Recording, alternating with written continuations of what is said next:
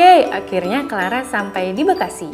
Di tempat umum, sebelum ninggalin mobil, ada beberapa hal yang harus kamu perhatiin agar mobil kamu ditinggal dengan keadaan aman.